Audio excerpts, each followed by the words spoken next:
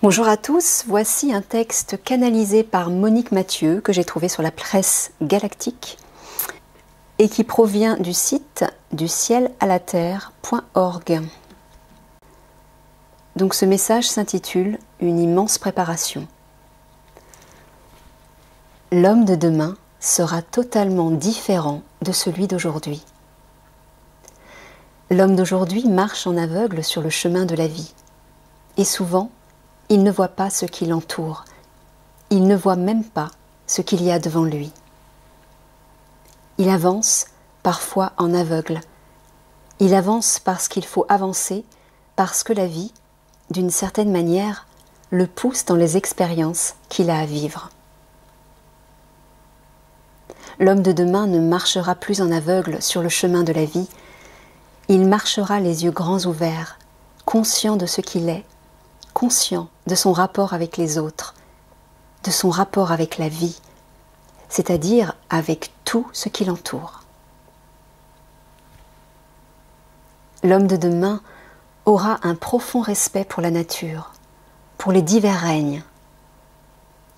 Non seulement il aura un profond respect, mais il sentira la vibration des divers règnes et leur amour, parce qu'il faut que vous appreniez, que vous conceviez que le règne minéral et le règne végétal sont capables d'amour.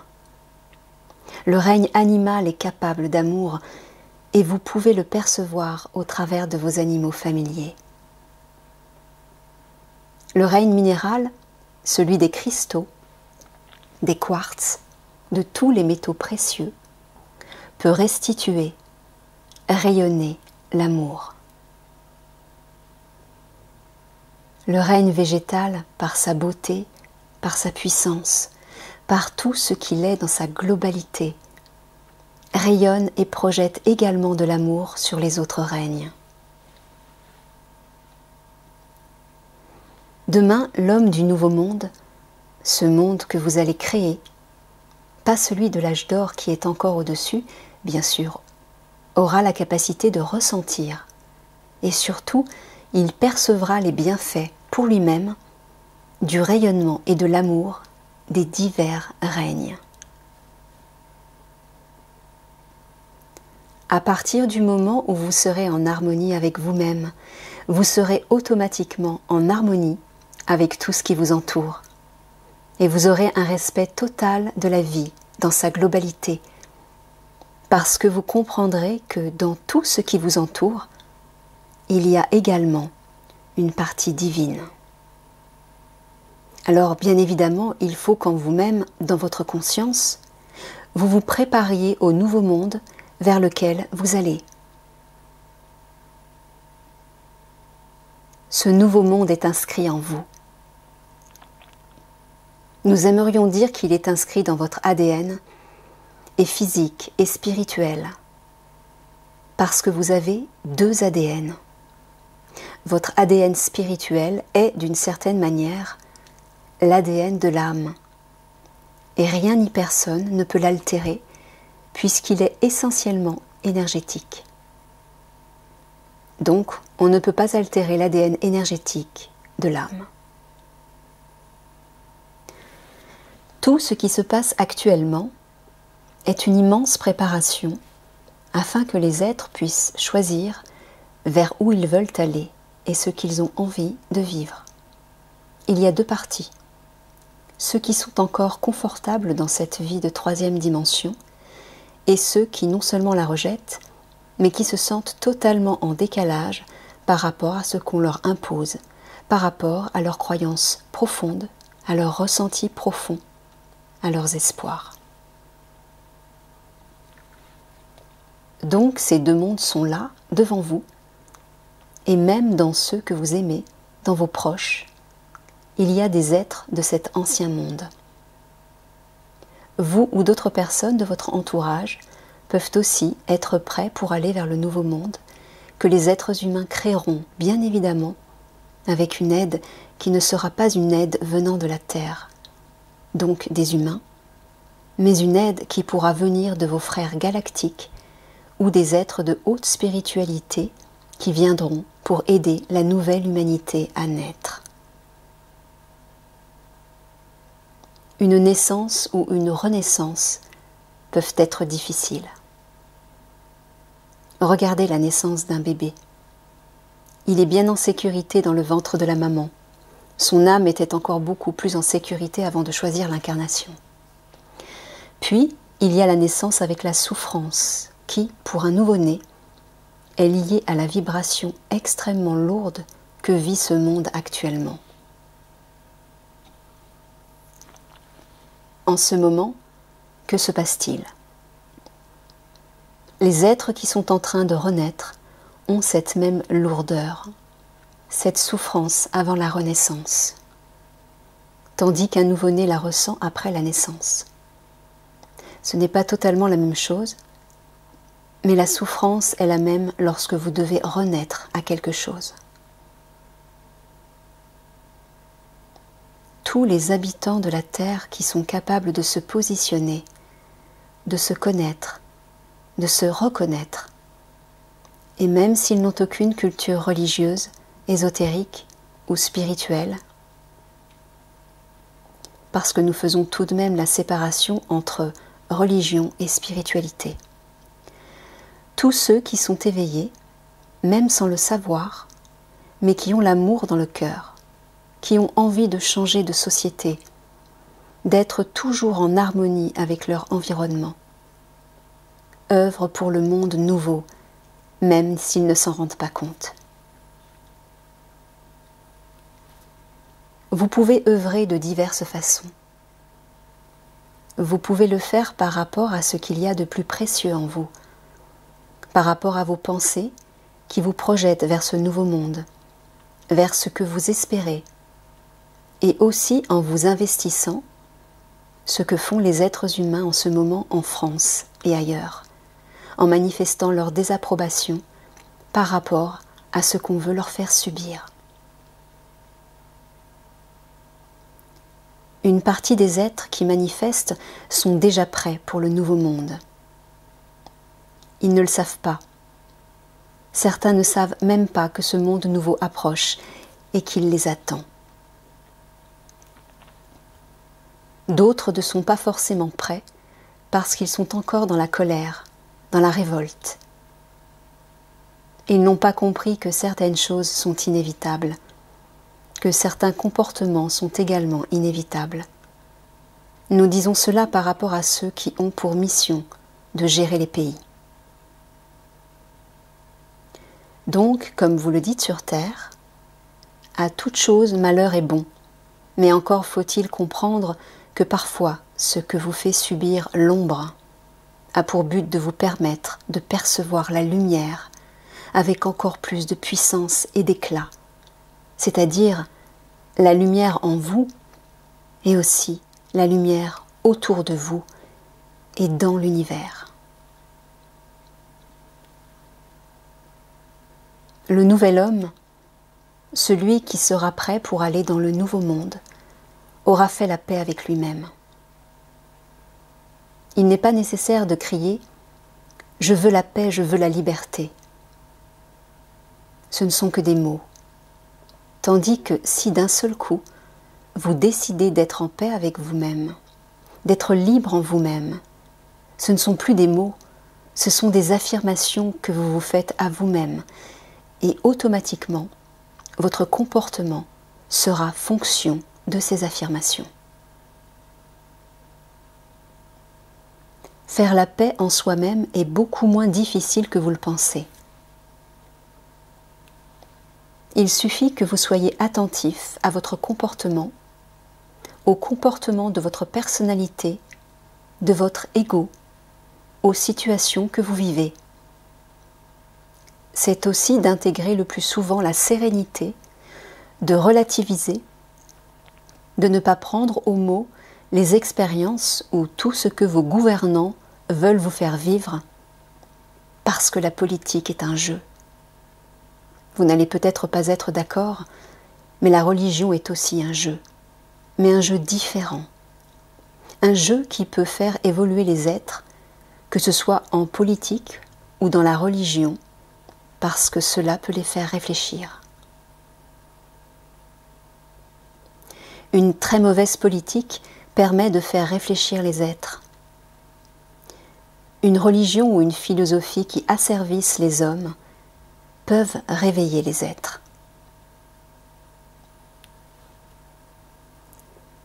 Vous savez que vous êtes dans la dernière expérience de votre incarnation dans la densité, que cette expérimentation pourra maintenant ne durer que très peu de temps, qu'elle pourra s'allonger un petit peu en fonction des multiples prises de conscience et du niveau de ces prises de conscience.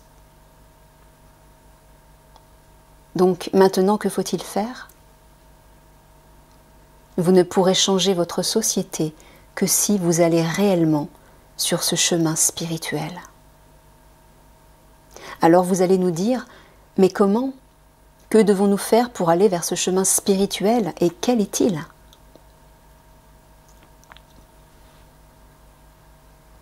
À partir du moment où un être humain arrive à prendre conscience de l'immense puissance qu'il a en lui, c'est-à-dire la puissance de sa partie divine, et s'il arrive à faire l'unité entre tout ce qu'il est, c'est-à-dire sa partie humaine, son âme et sa partie divine, le pouvoir positif qui émane de lui vaut des centaines de milliers de manifestants qui crient liberté, parce qu'à ce moment-là, il travaille sur un autre niveau.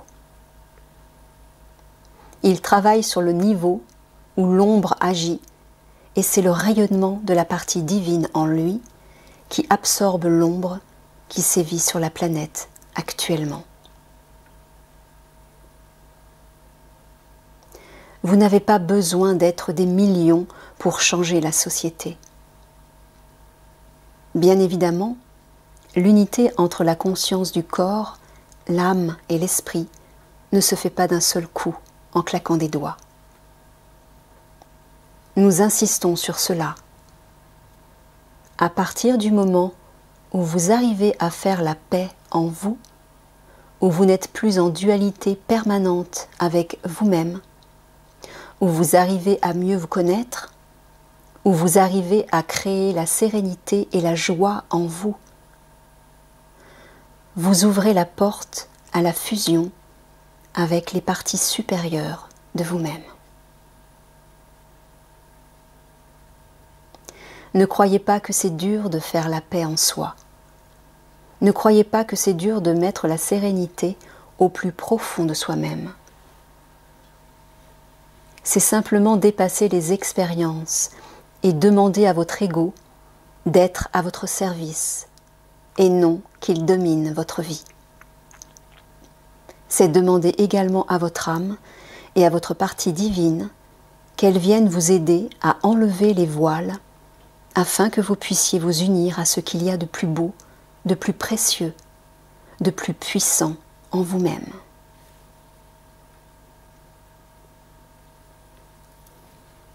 N'oubliez pas qu'un seul être humain peut tout faire basculer.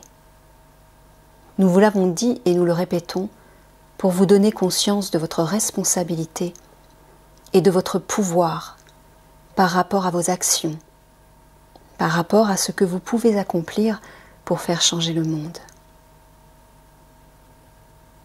Donc, un être humain peut être la goutte qui fait déborder le vase. Un être humain peut aussi changer la face du monde en rayonnant un immense amour et en faisant l'unité en lui-même. Quand Dieu Père Mère a créé les mondes, il a mis une partie de son étincelle en chacune de ses créations. Il vous suffit de retrouver un tout petit peu cette étincelle et à ce moment-là, sublimez ce que vous êtes. À l'époque actuelle, qui est l'époque de la Renaissance, l'époque du basculement, l'époque où la lumière sombre montre toute sa puissance, mais où la lumière est là, elle aussi, et où elle peut montrer toute sa puissance. Que voyez-vous ? Vous voyez les actions de la lumière sombre, mais vous ne voyez pas celles de la lumière. Au lieu de vous appesantir sur tout ce qui ne va pas, essayez de voir tout ce qui est beau dans votre société. Il y a énormément de choses très positives, et la plus belle des choses est l'éveil des consciences. Vous pouvez voir cet éveil des consciences au travers des scientifiques, au travers du personnel soignant, des médecins, etc. Vous pouvez le voir à tous les niveaux. Bien sûr, le niveau des politiques n'est pas encore celui de l'éveil des consciences, parce que, malheureusement, ils sont encore dans le pouvoir et l'argent.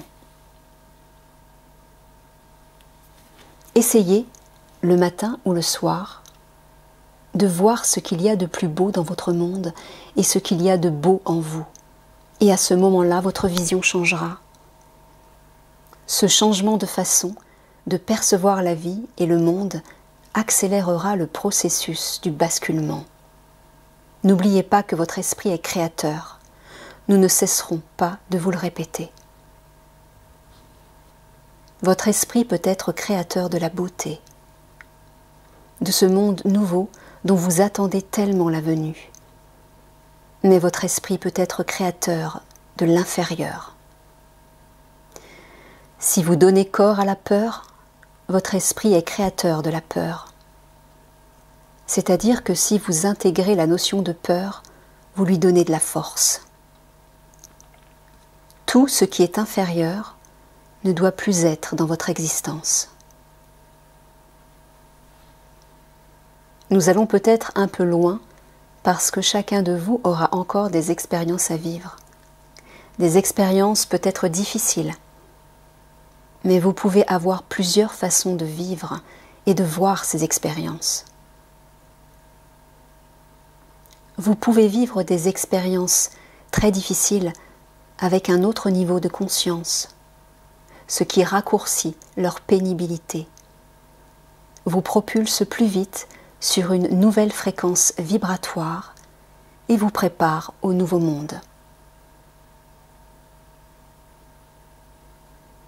Alors que vous l'espériez ou non, et bien sûr vous l'espérez, que vous le vouliez ou non, et bien sûr vous le voulez, ce nouveau monde est là.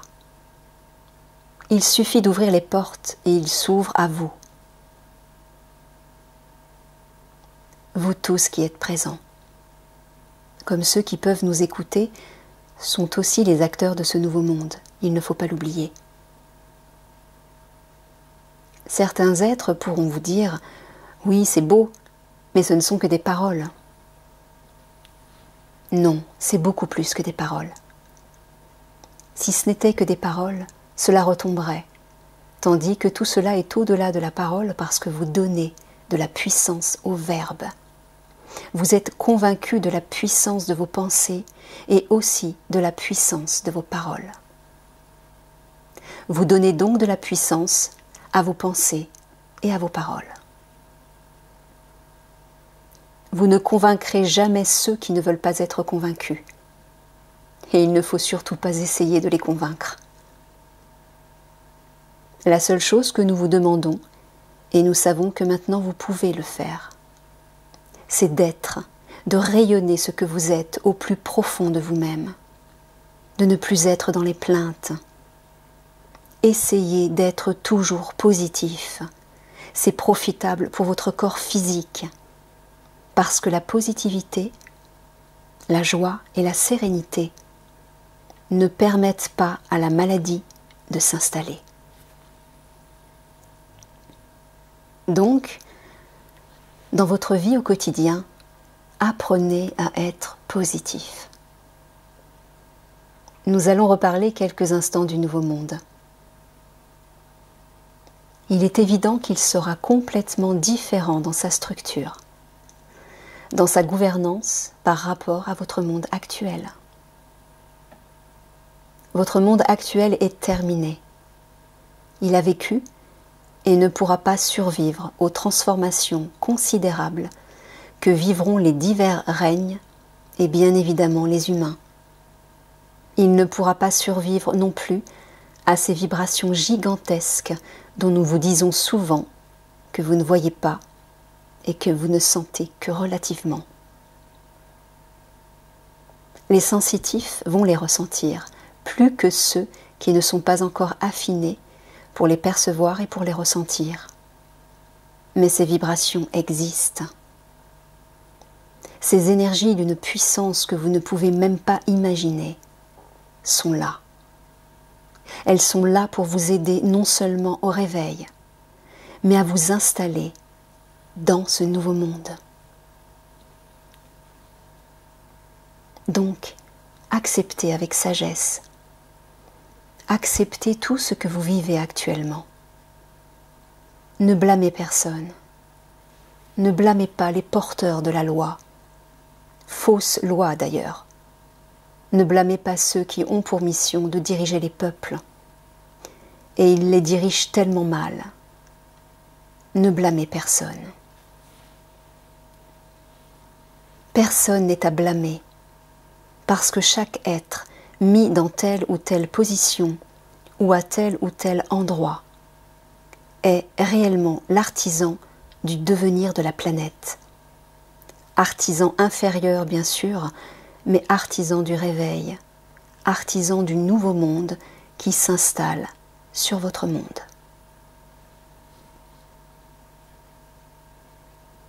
Nous avons dit qu'il arrivera un moment où l'homme posera un genou à terre et lèvera les yeux vers le ciel en priant avec son âme, avec son cœur, avec sa puissance, parce qu'il sera désespéré.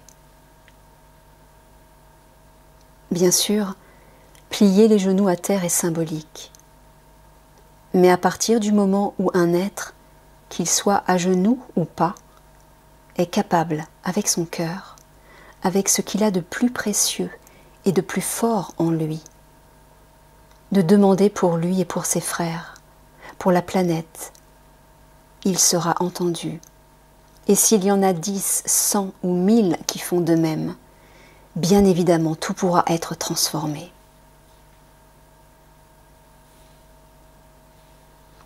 En ce moment, l'être humain n'a pas envie de lever les yeux vers le ciel, sauf ceux qui sont malheureux. Donc, pour l'instant, l'homme n'est pas encore dans sa spiritualité. Il vit encore avec son ego, avec son intellect, avec sa façon de fonctionner. Il n'a pas encore intégré les nouvelles notions d'une réelle spiritualité. Vous n'appelez pas, vous ne priez pas. Enfin, vous priez, mais il faudrait presque que vous soyez en permanence connecté au plan de l'invisible, avec vous-même. Tant que le monde sera en train de renaître, vous aurez également le rôle d'accélérer le processus de renaissance. Bien évidemment, s'il y a de grands bouleversements, il y en aura assurément dans certaines parties du monde, les êtres pourront plier les genoux parce qu'ils seront dans une telle détresse qu'ils demanderont de l'aide à Dieu.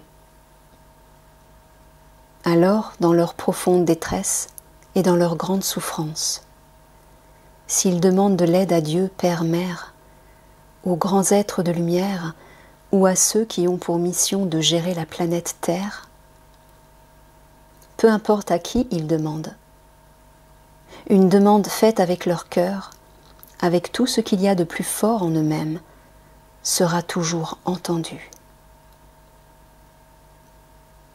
Que ce soit au travers d'événements dramatiques, que ce soit au travers de ce changement de société que vous attendez avec tellement d'impatience, priez.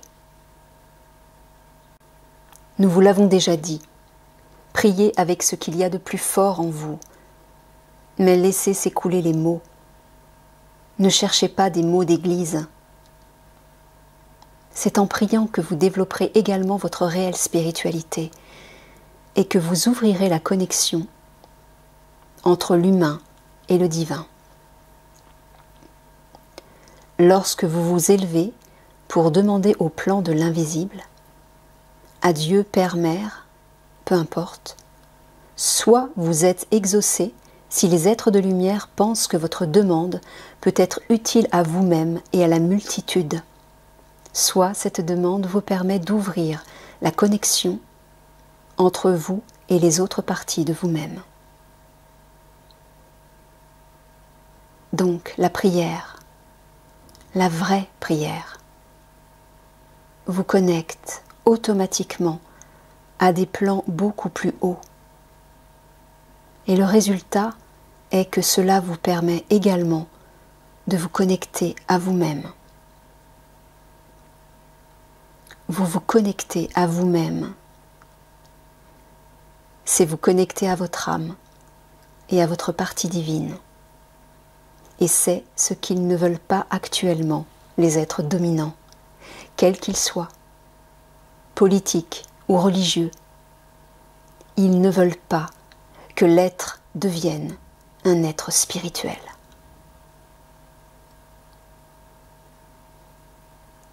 Alors, le genou à terre est symbolique.